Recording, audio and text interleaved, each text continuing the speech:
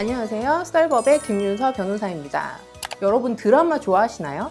최근 드라마 비질란테를 저는 정말 재밌게 봤는데요. 소위 자경단이라고 하죠. 법을 수호하는 한 경찰대생이 밤에는 법망을 피해서 범죄자들을 직접 심판하는 이야기인데 제가 변호사이다 보니까 보면서 되게 많은 생각이 들더라고요. 반성의 기미조차 없는 범죄자를 처단하는 모습을 보면 통쾌하다는 생각이 들다가도 아차 이러면 안 되지 싶기도 하고 네, 드라마 더 글로리 이후에 계속해서 모범택시2, 국민 사형투표와 같이 사적 제재를 통해 정의를 추구하는 콘텐츠들이 잇따라 인기를 얻고 있는데요. 왜 이렇게 대중들이 사적 제재에 열광하는 걸까 생각해보면 아무래도 현재 사법체계에 대해서 국민들이 한편 아쉽다고 느끼는 점이 많은 것 같습니다. 피해자가 제대로 보호를 받지 못한다는 사회적 불신으로 인해서 디지털 교도소 같은 사이트까지 생기기도 했어요.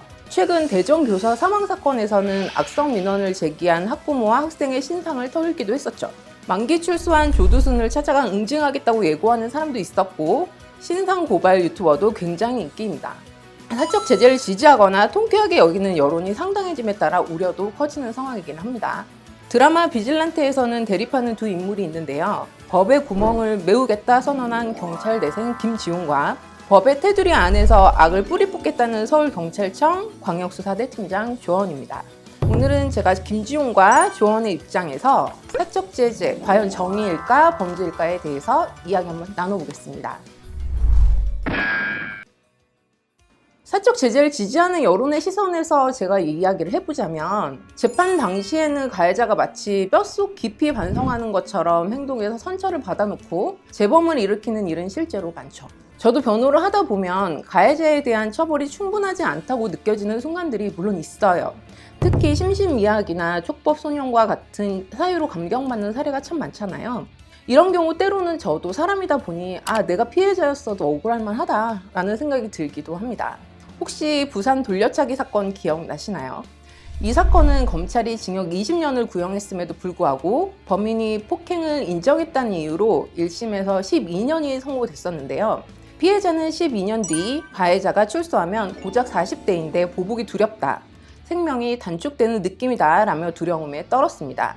이후 사적 제재를 표방한 유튜브 채널에 가해자의 신상이 공개됐었는데요. 가해자의 전과가 18번에 달한다는 것이 드러나면서 전 국민적 공분을 샀습니다. 결국 가해자는 징역 20년이 확정되었어요. 최근 이 사건의 가해자가 자신의 신상을 폭로한 유튜버를 사실적시 명예훼손으로 고소했습니다. 고소당한 유튜버는 피고인의 방어권을 존중한다는 명분 아래 소외된 피해자 권리에 대해 문제를 제기하기 위해 신상을 폭로했다라고 밝혔는데요. 드라마 비질란테에서 김지용의 대사와 오버랩 되더라고요.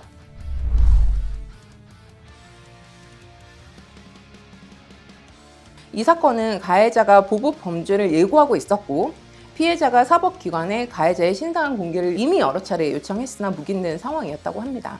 이러한 일련의 과정을 돌아보면 우리가 사적 제재에 대한 근본적으로 옳고 그름을 논하기 전에 왜 이 사람이 사적 제재를 필요로 하는가에 대해서 고민해 볼 필요가 있을 것 같아요. 사람들이 이런 유튜브나 콘텐츠에 열광할 수밖에 없는 이유가 무엇일까? 더 늦기 전에 체제를 재정비해야 되는 것은 아닐지, 공적 제재가 피해자의 피해 회복에도 좀 더 많은 관심을 가져야 하는 것 아닌가, 우리 법조인들이 살펴볼 대목이라는 생각이 들었습니다. 그런데 다른 한편은 물론 피해자에 대한 보호가 가장 중요한 건 사실이죠. 가해자가 저지른 범죄의 가혹함과 피해자의 고통에 비하면 신상 공개 정도는 오히려 역부족이다라는 의견까지 있을 정도니까요. 하지만 법을 수호하는 입장에서 한번 생각을 해봅시다. 생각해보자면 피해자의 신상 공개는 엄연히 수사기관의 영역이죠. 섣부른 신상 공개로 엉뚱한 사람이 회복 불가능한 피해를 입을 수 있어요. 우리 법에는 무죄 추정의 원칙이라는 게 있습니다.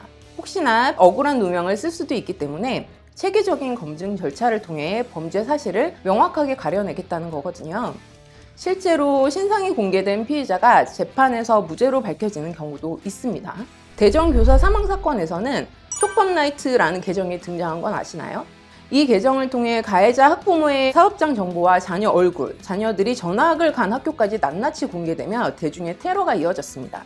가해 학부모가 운영하는 매장은 폭격을 당했고 가해 학부모가 부지점장으로 있다는 은행은 인원에 시달렸죠.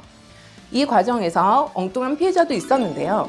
가해자가 운영하는 미용실과 상호가 같다라는 이유로 테러당한 매장이 있었습니다. 피해 가게는 폭주하는 비난 전화로 아예 전화선을 빼놓고 영업할 정도였는데요. 교사가 학부모의 악성 민원으로 사망한 사건에 분노한 국민들이 가해자들이 했던 행동을 엉뚱한 피해자에게 똑같이 쏟아붓는 것이 과연 옳은 걸까요? 그리고 아직 학생의 신분인 아이들까지 신상이 공개되어야만 했을까요? 드라마 비질란테에서 조원이 김지훈과 나누는 대사 중 이런 부분이 있습니다. 그게 너의 제일 큰 문제다. 내가 틀릴 리가 없다는 그 자신감. 그런 자는 시간이 갈수록 괴물이 된다. 국민들이 느끼기에는 너무 법이 느리고 약하고 답답하게 느껴질 수 있지만 무고한 피해자를 만들지 않기 위해 쓰는 중임을 이해해 주셨으면 좋겠습니다. 그리고 법은 조금씩 변화하고 있습니다. 얼마 전 이런 사건이 있었죠. 모르는 여성을 뒤따라가 원룸에 침입하여 성폭행을 시도한 사건. 이를 제지하는 피해자의 남자친구까지 살해하려 한 20대에게 법원은 이례적으로 징역 50년을 선고했습니다. 이례적인 판결이지만 이렇게 법이 국민의 법 감정을 고려해서 점점 변화하고 있다는 점을 지켜봐 주셨으면 좋겠습니다. 국민의 법 감정과 판결의 현실적 괴리를 극복하는 등 사법체계 내에서도 응당한 처벌과 보호가 이루어지고 있다는 믿음, 저희도 심어드려야 할 것 같습니다. 드라마 비질란테 크리에이터로 참여한 작가 중에 부장판사 출신인 문유석 작가님이 계세요. 사법부의 일원이었던 분이 이런 사적 제재에 대한 이야기를 썼다는 것이 많은 생각을 들게 하였습니다. 문유석 작가님은 이 프로젝트에 참여하게 된 이유에 대해 사법 시스템에 대한 시민들의 분노를 대중매체에 담아냈을 때 실제 세상은 바뀐다고 믿는다고 밝혔는데요.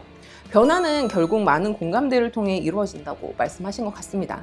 최근 사적 제재를 다루는 작품이 늘어나는 만큼 피해자를 위한 논의가 필요한 시점인 건 확실하지 않나 생각합니다.